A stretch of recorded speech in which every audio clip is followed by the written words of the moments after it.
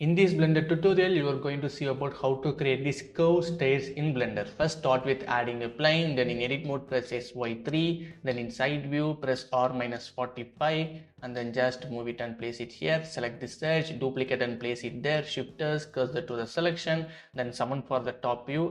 Press summon in the numpad for the top view. Press R90 to rotate it and then move it and place it here. Then select this edge and then press Ctrl E, bridge edge loops. After that, increase the number of cuts up to 3 and then reduce the smoothness up to 0.550 will be fine. Now select this edge, press 1 in the numpad to the front view, just extrude and place it here. Now press Ctrl R, then move your scroll button to add some loop cuts and then here also add some loop cuts.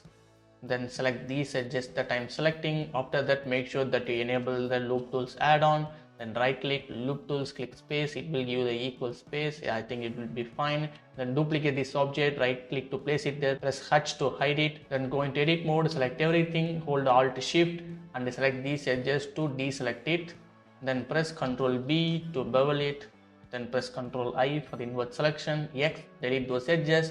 Change the transform pivot point to individual origin, select everything, yes, Z0 to plot it, press E to extrude it down and then select everything, press Ctrl B to bevel, move your scroll mouse button just one time to add a single loop cut, just bevel it and place it there, press Ctrl 3 to add a subdivision modifier of the level 3, then unhide the hidden object. Now in edit mode, select these two corner edges, press Ctrl I for the invert selection and then delete those edges, select everything, G is there to move it above and then E is there to bring it down slightly, select everything, press Shift 10 to recalculate normals, then press Alt E, extrude face along normals to extrude it, then add a loop cut here and then another loop cut here. Now select these two edges, Ctrl B to bevel.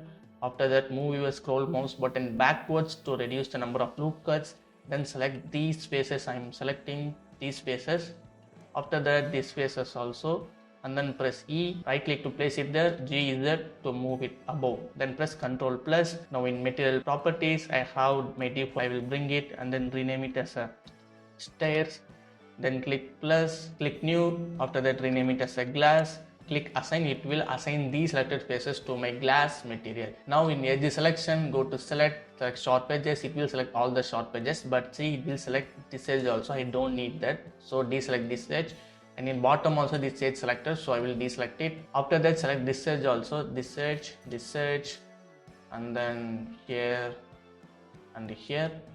Now press Ctrl B to bevel, then increase the number of segments up to 2, then press Ctrl 3 to add it with subdivision modifier. Now it's time to give material, click and drag it, change this to shader editor, then I will go to material preview for now, then select the steps, click new and then rename it as a steps.